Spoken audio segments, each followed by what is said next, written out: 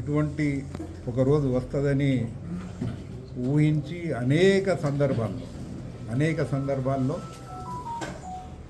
అధికారంలో ఉన్న పార్టీలు, రాజకీయ పార్టీలు ఏదైనా కానీ, టీడీపీ కానీ, కాంగ్రెస్ కానీ, టీఆర్ఎస్ కానీ, మళ్ళీ ఇవాళ కాంగ్రెస్ కానీ, వీళ్ళందరికీ కూడా సహకార విద్యుత్ సరఫరా సంఘం సిరిసిల్ల దీని గొప్పతనం గురించి చెప్తూ దీన్ని కాపాడుకుంటూ 66 సంవత్సరాలు, ఇవాళ 1970లో భారతదేశంలోనే ప్రప్రథమంగా ఒక పైలట్ ప్రాజెక్ట్ కింద ఆనాడు దేశవ్యాప్తంగా 5 ఇటువంటి సొసైటీలను తీసుకొచ్చి ఒక ఎక్స్పెరిమెంట్, దీని ద్వారా విద్యుత్తీకరణ స్పీడ్గా జరుగుద్ది, వ్యవసాయానికి ఇది ఉపయోగపడుతుంది. ఎక్కడైతే ప్రాజెక్టులు లేవో, ఎక్కడైతే నీళ్ల కొరత ఉన్నదో అటువంటి ప్రాంతాలను ఎంచుకొని ఆనాడు ఉమ్మడి ఆంధ్రప్రదేశ్లో రాజన్న సిరిసిల్ల జిల్లా ఇవాళ ఏదైతే అయిందో ఈ సిరిసిల్ల ప్రాంతానికి ఆనాడు ఎంచుకొని ఇక్కడ అందరూ కూడా వ్యవసాయం బావుల మీదనే ఆధారపడి బతుకుతూ ఉన్నారు, జీవనోపాధి సాగిస్తూ ఉన్నారు. కాబట్టి దీన్ని తీసుకురావడం జరిగింది. రాజకీయాలకు అతీతంగా ఆనాడు 70లోనే ఒక సంవత్సరంలోనే 2 సంవత్సరాల్లోనే దేశవ్యాప్తంగా సగం దేశం అంధకారంలో ఉన్న సిరిసిల్లలో ఈ ప్రాజెక్టు ద్వారా వెలుగులు నింపి అమెరికన్ ఎయిడ్తో ఆనాడు పెద్దలు గౌరవనీయులు మాజీ శాసనసభ్యులు రాజేశ్వరరావు గారు కానీ, అలాగే జె నరసింహరావు గారు కానీ, పార్టీలు వేరైనా ఇద్దరు కలిసి ఈ ప్రాజెక్టును ముందుకు తీసుకుపోయే క్రమంలో అనేక పర్యాయాలు, అనేక విషయాల్లో వాళ్ళు దీన్ని ముందుకు తీసుకుపోయే క్రమంలో దీనికి ఆదరణ దొరికే విధంగా ఆనాడు వాళ్ళ పనితీరు ఉండింది. తదుపరి ఈ ప్రాజెక్టులు చేస్తున్న తీరును, సహకార రంగంలో సహకార వ్యవస్థ ప్రజానికానికి అందుబాటులో ఉండి స్వయం పాలన చేసుకున్నట్టయితే, స్వయం ప్రతిపత్తి గల సంఘాలు స్వయం పాలనతో మంచి సేవలు అందించాలనే ఒక ఆలోచన ఆనాడు ఏదైతే కలిగిందో దాన్ని ముందుకు తీసుకుపోయే క్రమంలో వీళ్ళ పనితీరు గమనించి ఆనాటి కేంద్ర ప్రభుత్వం ఇంకో 100 సొసైటీలను కూడా దేశవ్యాప్తంగా చేసుకోవడం జరిగింది. దీని ద్వారా మనకి ఏమర్థమవుతానే, దీని ద్వారా ఫలితాలు బాగా వచ్చినాయి, మంచిగా ఉన్నది.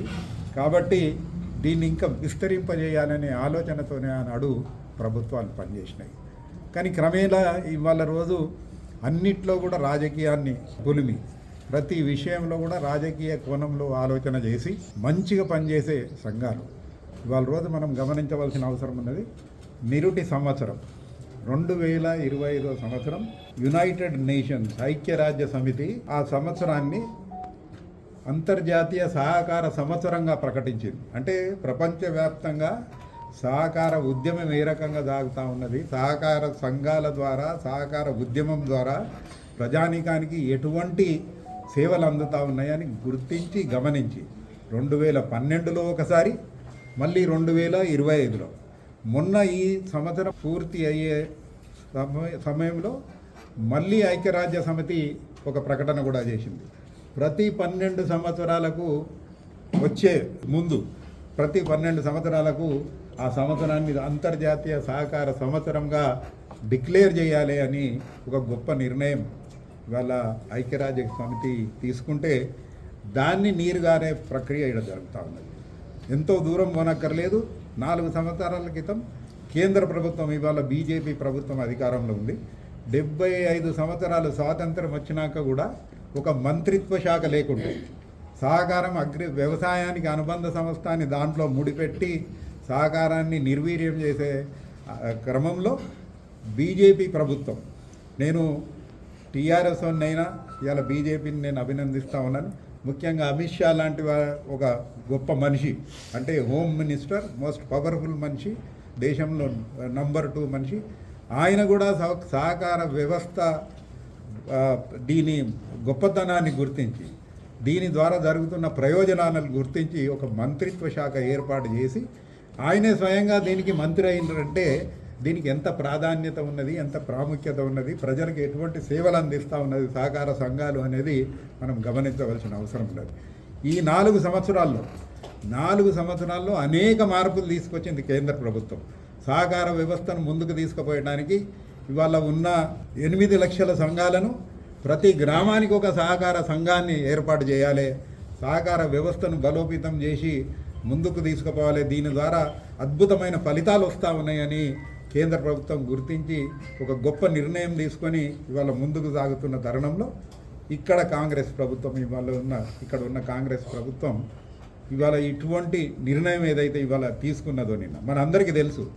మెల్లగా ఒక ముసుకేసుకొని లోపలికి వచ్చింది ఇవాళ ఇంట్లోకి వచ్చి దీన్ని ఖతం చేసే కార్యక్రమం కేవలం రాజకీయ ఒక కుటిలమైన ఆలోచనతోనే, ఒక దుర్మార్గమైన ఆలోచనతోనే ఈ వ్యవస్థను నిర్వీర్యం చేసి దీన్ని ఖతం చేయాలి. ఎందుకంటే ఇది కాంగ్రెస్ వల్ల అదుపులోకి వస్తలేదు అనేది బాధ తప్ప ఇంకోటి కాదు. కానీ రాజకీయ నాయకులు అన్ని పార్టీలలో కూడా గమనించాలి. సహకారంలో అన్ని పార్టీల వాళ్ళు ఉన్నారు. ఇవాళ మా 3,50,000 మంది వినియోగదారులు ఈ సహకార సంఘంలో ఎవరైతే ఉన్నారో పార్టీలకు అతీతంగా అందరం కలిసి పనిచేసుకుంటా ఉన్నాం. ఎన్నికలు వచ్చినప్పుడు కూడా సరే ఎవరి పార్టీ తరఫున ఒక ప్యానెల్ ఉంటుంది కానీ సింబల్ ఉండదు. ఏ పార్టీ సింబల్ మీద పోటీ చేయం. మేము నాయకత్వాన్ని ఒక ప్యానెల్ మీద మనం పోటీ చేస్తాం కాబట్టి ఇటోడు అటు వస్తాడు అటోడు ఇటు. ఉదాహరణకి నేనే ఉన్న గత 21 సంవత్సరాల నుంచి కరీంనగర్ జిల్లా సహకార బ్యాంక్ అధ్యక్షునిగా ఉన్నా. నాకు అన్ని పార్టీలు సపోర్ట్ చేస్తేనే ఈ స్థాయిలో ఉన్న నేను అని అనుకుంటాను. నేను ఏ ఒక్క పార్టీ కాదు, పార్టీలను రాజకీయాన్ని పక్కన పెట్టి ఆ ఎజెండాలను పక్కన పెట్టి నడిపినాం కాబట్టి సహకార వ్యవస్థ ఇంత బలంగా ఇవాళ ముందుకు సాగుతూ ఉన్నది. ఇప్పుడు కూడా కాంగ్రెస్ స్థానిక నాయకులకు నేను ఒకటే పిలుపునిస్తూ ఉన్నా. వారు ఆది శ్రీనివాస్ గారు కావచ్చు, ఇంకా మన జిల్లా మంత్రివర్యులు ఉమ్మడి కరీంనగర్ జిల్లా మంత్రివర్యులు పొన్నం ప్రభాకర్ గారు కావచ్చు, లేకుంటే శ్రీధర్ బాబు గారు కావచ్చు. ఇక్కడ వైజర్ కౌన్సిల్ షుడ్ ప్రివేల్. రాజకీయ కోణంలో రాజకీయ దృక్పథంతో మీరు ఆలోచన చేయొద్దు.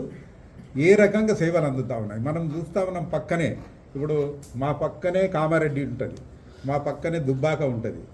ఆడ కరెంటు పోతే ట్రాన్స్ఫార్మర్ కాలితే ఎంత గోసపడుతున్నారో ప్రజలు అనేది మాకు తెలుసు. వాళ్ళు ఎప్పుడు కూడా మనం చూసి ఈర్ష్యపడుతారు పక్కలో. అరే మీకు ఎంత మంచిగా ఉన్నది, మీకు సహకార సంఘం ఉన్నది, మీరే నడిపించుకుంటున్నారు, పాలక వర్గం మీరే ఉంటారు, మీ యాజమాన్యంలో వ్యవస్థ నడుస్తూ ఉన్నది, ఇది ఏ రకంగా ఉన్నది, మాకు నిజంగా కూడా మాకు ఇట్లుంటే బాగుండును అని వాళ్ళు పక్కన ఎప్పుడు కూడా మాట్లాడుతూ ఉంటారు. అటువంటి విషయాన్ని మీరు గుర్తించుకోవాలి, గమనించాలి. దయచేసి మీకు ఒక్కటే విన్నపం చేస్తా ఉన్నాను. యావత్ తెలంగాణ రాజన్న సిరిసిల్ల ప్రజానీకం తరఫున, రైతాంగం తరఫున, పరిశ్రమ తరఫున, ఇతర వినియోగదారుల అందరి తరఫున కూడా విజ్ఞప్తి చేస్తూ ఉన్నారు. మీరు దీన్ని ఏ రకంగానైతే ఇప్పుడు నడుస్తూ ఉన్నదో మనము ఇదివరకు కూడా నేను చెప్పిన ఇదివరకు కూడా అనేక మార్లు ఆలోచన చేసినారు. కానీ సిరిసిల్ల బ్రహ్మాండంగా నడుస్తూ ఉన్నది, లాభాలలో నడుస్తూ ఉన్నది, నష్టంలో లేదు. సేవలు బ్రహ్మాండంగా సేవలు అందిస్తూ ఉన్నది. అటువంటి దాన్ని ప్రభుత్వంలో కలిపే అవసరమే లేదు. ప్రభుత్వం 700 కోట్లు బాకీ ఉండి ఇది నడుస్తలేదు అనడం అంతకన్నా విడ్డూరం ఇంకోటి లేదు. మీరు ఇచ్చే డబ్బు సరిగ్గా ఇయ్యక ఈ వ్యవస్థను ముందుకు తీసుకుపోయడానికి దోహదపడకుండా ఇది నడుస్తలేదు, దీన్ని మూలకు వారేయాలి, దీన్ని తీసేయాలి అనే ఆలోచన, దుర్మార్గమైన ఆలోచన ఏదైతే ఉన్నదో దీన్ని విరమించుకోవాలి. ఖచ్చితంగా ఈ వ్యవస్థను ఎప్పటిలాగా యథావిధిగా మళ్ళీ మా సంఘ సభ్యుల చేతులనే ఇది ఉండాలి, నడవాలి అని నేను కోరుకుంటా ఉన్నాను. జై తెలంగాణ, జై సాక్. గౌరవ బీఆర్ఎస్ పార్టీ గౌరవ ప్రజాప్రతినిధులు, అట్లాగే పార్టీ నాయకులు, మా కుటుంబ సభ్యులైన కార్యకర్తలందరికీ, మీడియా మిత్రులందరికీ పేరు పేరున నమస్కారం. నిన్నటి రోజున సిరిసిల్ల ప్రాంతానికి గుండెకాయ లాంటి సెస్ విద్యుత్ సంస్థని స్వాధీనం చేసుకొని పరిపాలనలో భాగంగా ఎన్పీడీసీఎల్ ద్వారా సేవలు అందిస్తామని చెప్పేసి ఎన్పీడీసీఎల్ సిఎండి గారు వచ్చి సెస్లో అధికారికంగా సమావేశాన్ని ఏర్పాటు చేసి ఈ రోజు నుంచి సెస్ కార్యకలాపాలన్నీ కూడా ఎన్పీడీసీఎల్ ద్వారా జరుగుతాయని చెప్పేసి ఒక ప్రకటన చేసిండ్రు. తెలంగాణ ఏకైక సంస్థ, సహకార రంగంలో నడిచే విద్యుత్ సంస్థ సెస్ అనేక సంవత్సరాలుగా ప్రభుత్వాలు మారిన రైతులకు అందుబాటులో ఉండి, అట్లాగే ప్రధానంగా సిరిసిల్ల హెడ్ క్వార్టర్ చుట్టుపక్కల టెక్స్టైల్ రంగం కూడా ఉన్నది కాబట్టి నేతన్నలకు అందుబాటులో ఉండి సేవలు అందిస్తున్న, నిజంగా కూడా ఒక సేవా సంస్థనే, విద్యుత్ సంస్థ అయినప్పటికీ ప్రభుత్వ నిబంధనల ప్రకారం, ఈఆర్సీ ప్రకారం, రెగ్యులేటరీ కమిషన్ నిబంధనల ప్రకారం, ఎన్పీడీసీఎల్ నిబంధనల ప్రకారమే నడిచినప్పటికీ సెస్ అనగానే అక్కడ రైతులకు కావచ్చు, వ్యవసాయదారులకు కావచ్చు, నేతన్నలకు కావచ్చు, చిన్న కుటీర పరిశ్రమలు నడిపించుకునే ప్రతి ఒక్కరికి కూడా ఈ సంస్థ మాది, మేము వినియోగదారులం, మేమందరం కలిసి ఈ సంస్థను ఏర్పాటు చేసుకున్నాం. ఈ సహకార సంస్థ విద్యుత్ పరంగా మాకు సేవ చేయడానికి, మేము చేస్తున్న ఈ వృత్తి పనుల్లో తోడ్పాటును అందించడానికి ఉంది. ఇది మాది సంస్థ అనే భావన సిరిసిల్ల ప్రాంత ప్రజలకు ఉండేది. ముఖ్యమంత్రులు మారినా, ప్రభుత్వాలు మారినా సంస్థను బలోపేతం చేసే దిశగా, ప్రజా ప్రాతినిధ్యాన్ని పెంచే దిశగా, రైతుల నుంచి కానీ, నేతల నుంచి కానీ, ఇతర సంస్థల నుంచి కానీ విద్యుత్ పరంగా ఎలాంటి ఇబ్బందులున్నా, ఎలాంటి లోటుపాట్లున్నా కానీ వారి సమస్యలను స్వీకరించి గ్రామస్థాయి వార్డు మెంబర్ కావచ్చు, సర్పంచ్ గారు కావచ్చు, ఎంపీటీసీ గారు కావచ్చు, అట్లాగే మండల పరంగా కావచ్చు, జెడ్పీటీసీ ఎంపీపీలు కావచ్చు, మండలానికి ఒక డైరెక్టర్ను వినియోగదారులు ఎన్నుకొని సొసైటీకి సంబంధించిన ఏ అంశమైనా కానీ, సెస్కు సంబంధించిన ఏ అంశమైనా కానీ, ట్రాన్స్ఫార్మర్ కాలిపోయినా, అడిషనల్గా కొత్త విద్యుత్ లైన్లు కావాల్సి ఉన్నా, ఎవరైనా కుటీర పరిశ్రమలు ఏర్పాటు చేసుకున్నా, లేకపోతే రైతులు ఏదైనా పౌల్ట్రీ కానీ లేకపోతే ఇతరత్ర ఏదన్నా ఏర్పాటు చేసుకున్నా కానీ అక్కడ డైరెక్టర్ గారిని సంప్రదించి, అధికారులను సంప్రదించి విద్యుత్ సంస్థ ద్వారా త్వరితగతిన కనెక్షన్లు మంజూరు పొంది వారికి సంబంధించిన కార్యక్రమాలు నిర్వహించుకునే సౌలభ్యం ఉండేది. తెలంగాణ ఏర్పడిన తర్వాత కేసీఆర్ గారి నాయకత్వంలో తెలంగాణ ఏ రకంగా అయితే అభివృద్ధి చెందిందో ఒక్కొక్క రంగాన్ని విధ్వంసం చేసే దిశలో ఇవాళ రేవంత్ రెడ్డి ప్రభుత్వం, రేవంత్ రెడ్డి ఒక పథకం ప్రకారం ఈ కాంగ్రెస్ సర్కారు ఏదైతే బీఆర్ఎస్ హయాంలో, గత ప్రభుత్వం హయాంలో ఇవన్నీ మంచిగా నడిచిన సంస్థలన్నింటినీ కూడా తొక్కేసేయాలి, వాటిని ధ్వంసం చేయాలనే ఒక విధ్వంసక ఆలోచనతో ఇలా ఈ సెస్ పట్ల కూడా అధికారులను పంపి స్వాధీనం చేసుకునే దిశలో నిన్న ఈ సమావేశం ఏర్పాటు చేయడం జరిగింది అని అనుకుంటున్నాం.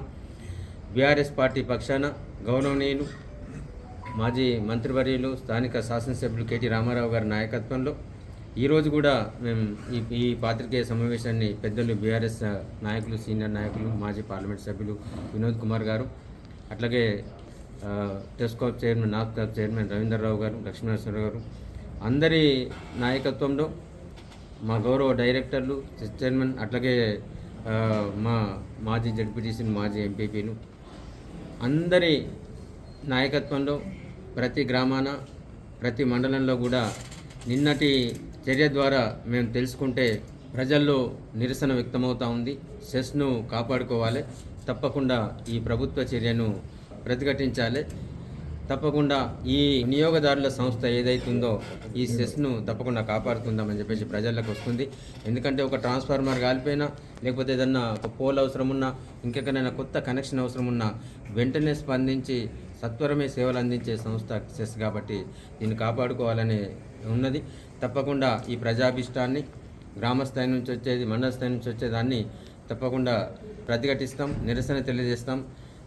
ఏదైతే వీళ్ళు స్వాధీనం చేసుకున్నారని అనుకుంటారో వెనక్కి తగ్గి మళ్ళీ సెస్ ఎప్పటి వలనే పాలకవర్గంతో నడిచేదాకా దీన్ని ఊకోబొమ్మ అంటే బీఆర్ఎస్ పార్టీ పక్షాన తప్పకుండా పోరాటం చేస్తామని చెప్పేసి తెలియజేస్తా ఉన్నాం. ఆగే గారు, అదేవిధంగా రవీంద్రరావు గారు చెప్పడం జరిగింది.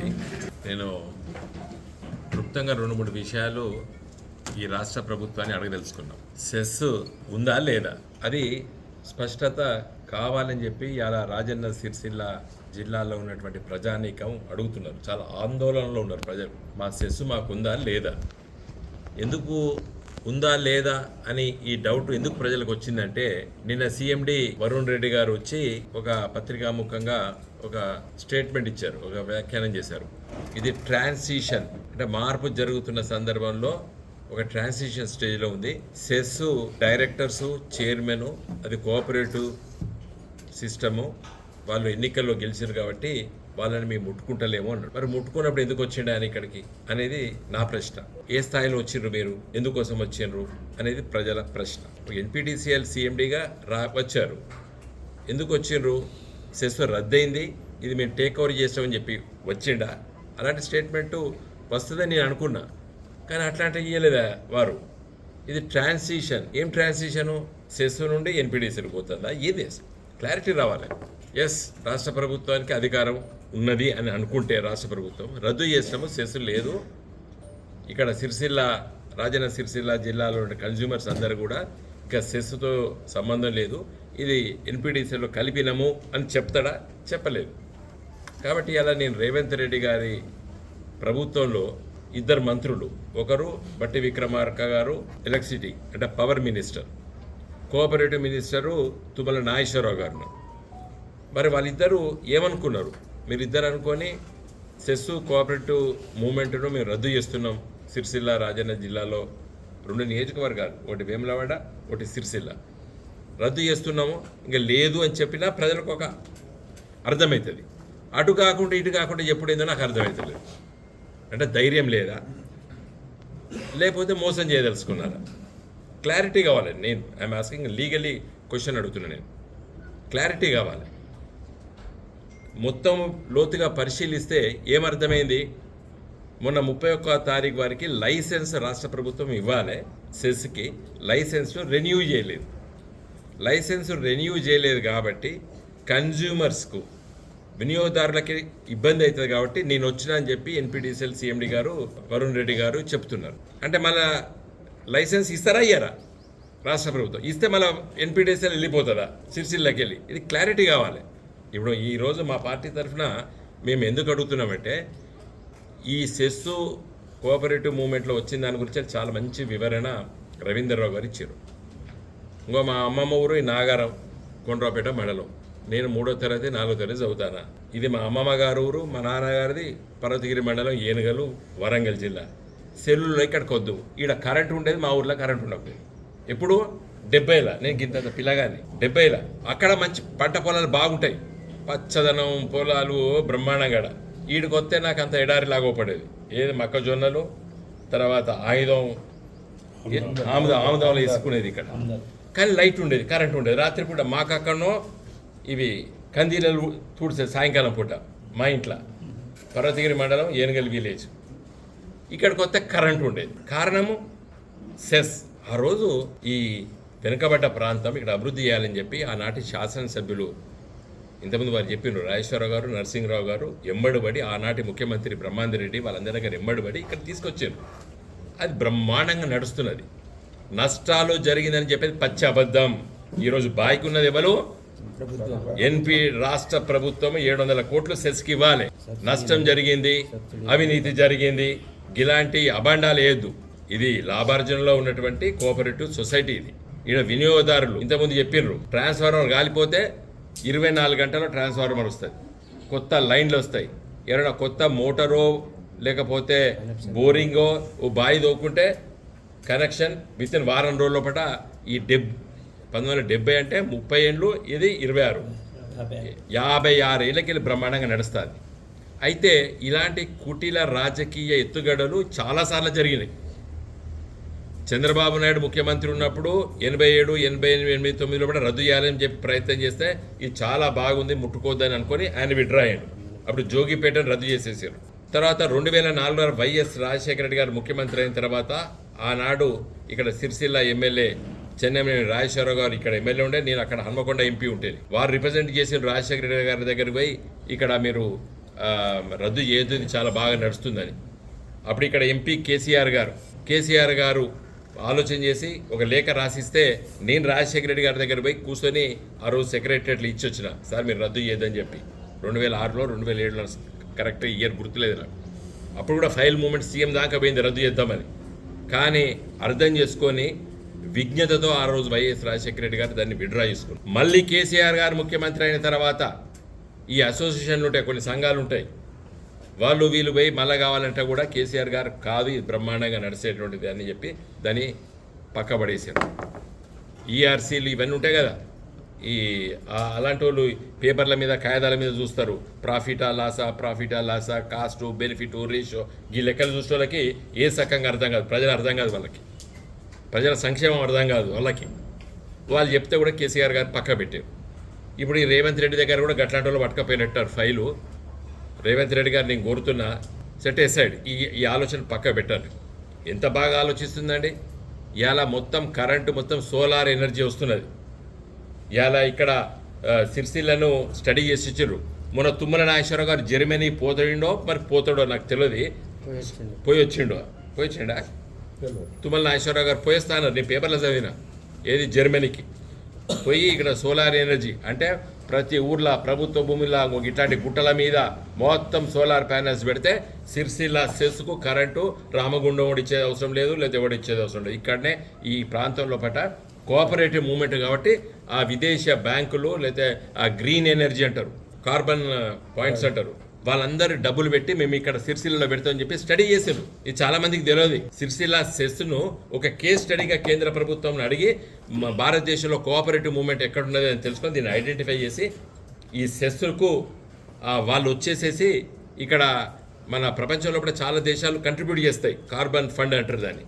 వాళ్ళందరూ వచ్చేసి మేము ఇక్కడ పెడతామని చెప్పారు. అంటే ఈ పొగ కాలుష్యం వద్దని చెప్పి పెద్ద పెద్ద వాళ్ళు దేశాలు ఆ రుణ సౌకర్యం కాకుండా మరి దాన్ని 90% వాటిని సబ్సిడీ కింద వచ్చేసేసి ఇక్కడ ప్రభుత్వ భూములు గిట్ట రాళ్ళు రప్పలు అక్కడ ఇక్కడ ఉంటే వాటిని చేస్తారు. మొన్న పిఎం కుసుమ్ ప్రాజెక్ట్ కింద మన సిరిసిల్ల ఫస్ట్ తెలంగాణ రాష్ట్రంలో పట నాగరం మా అమ్మమ్మ ఊర్లోనే విద్యాసాగరరావు గారు మాజీ మంత్రి గారు ఆయన మామిడి తోట కొట్టేసేసి పెట్టాడు. ఏది సోలార్ ఎనర్జీ పెట్టిండు 4 మెగావాట్లు. ఇట్లా మొత్తం ప్రతి ఊర్లో ప్రభుత్వ భూములు కాలువలు రోడ్ల మీద సోలార్ పెడితే ఫ్రీ కరెంట్ వస్తుంది. నీ 700 కోట్లు బాకీ కూడా నువ్వు ఉండవలసిన అవసరం లేదు. అట్లాంటి కేస్ స్టడీస్ చేస్తున్నారు. ఇప్పుడు ఇది సెస్సును ప్రపంచ దేశాలు కేస్ స్టడీకి వస్తే తుమ్మల నాగేశ్వరరావు వచ్చాడు. ఈయన ఇప్పుడు ఇక్కడ ఉన్నది ఒక ఎమ్మెల్యే మా పార్టీ, ఒక ఎమ్మెల్యే కాంగ్రెస్. నేను ఆది శ్రీని గారే డిమాండ్ చేస్తున్నా, రిక్వెస్ట్ చేస్తున్నా, 2 డిమాండ్ చేస్తున్నా, రిక్వెస్ట్ చేస్తున్నా. ఇమీడియట్గా నువ్వు ఇనిషియేటివ్ తీసుకో. 56 సంవత్సరాల శ్రమను మరి నువ్వు బురదలో పోయావు. సెస్ అనేది నేను చెప్పినా కదండి, అసలు ఇక్కడ వినియోగదారులకు తెలియదు, దీని యొక్క ఈ కొత్త జనరేషన్కి తెలియదు. పాత రోజుల్లో పట ఒక ట్రాన్స్ఫార్మర్ కాలిపోతే ఎడ్ల బండిల మీద కాలిపోయిన ట్రాన్స్ఫార్మర్ తీసుకొచ్చి సబ్స్టేషన్ల కాడ అన్నం వండుకుంటూ 3, 4, 5, 6 రోజులు వారం రోజులు ఉంటే ఆ ట్రాన్స్ఫార్మర్ రిపేర్ చేసుకొని మళ్ళీ ఊర్లో పోయేది, ఎవరు రాకపోయేది. మరి మొత్తం రాష్ట్ర వ్యాప్తంగా ఇక్కడ మరి సెస్ చేయబట్టి ఇమ్మీడియట్గా ఇది రాజకీయాలకు అతీతంగా ఉంటుంది. సెస్ కోఆపరేటివ్ మూవ్మెంట్ ఉండదు. ఇక్కడ ఎవరు డైరెక్టర్ లేడు. ఇక్కడ మేము పార్టీ వరము వాళ్ళకి చెప్తున్నాం, ఆ సెస్ ఆ చైర్మన్కు ఆ డైరెక్టర్లకి, దాంట్లో ఎన్ని పార్టీల్లో ఉన్నారో నాకు తెలియదు డైరెక్టర్లు. మీరు అందరు ఏకమై ఒక జేఏసీ లాగా తయారై ఇలా మనం సెస్ను కాపాడుకోవాలి. ఎందుకంటే ఇంత మంచిగా ఒక ప్రపంచ దేశాలు వచ్చి సెస్ను తుమ్మల నాగేశ్వరరావు గారు 2-3 దేశాలు, ఒకటి అదే నెదర్లాండ్స్, జర్మనీ, స్వీడను, ఇవన్నీ దేశాల నుంచి తిరుగుతాడని చెప్పి నేను పేపర్లో చదివినా. పోతున్నాడని పోయినరా పోలేదని నాకు తెలియదు, స్టడీ చేసి వస్తా అన్నారు వాళ్ళు. కాబట్టి అవన్నీ కూడా స్టడీ చేసి ఇంత గొప్పగా ఒక లీప్ ఫార్వర్డ్ ఇంకొక అడుగు వేయబోతుంది సెస్. ఈ సమయంలో పట లైసెన్స్ రెన్యూ చేయకపోవడం చాలా తప్పు. మరి నేను ఆ చైర్మన్ గారికి, డైరెక్టర్లకి, ఇక్కడ ఉన్న ప్రజాప్రతినిధులకి జేఏసీ ఫామ్ చేసుకొని మరి మీరు కొట్లాడాలి. ఇది మొదలు రాష్ట్ర ప్రభుత్వం దగ్గర పోదాం. ఇప్పుడే కోర్టులు లీగల్ అవసరం లేదు.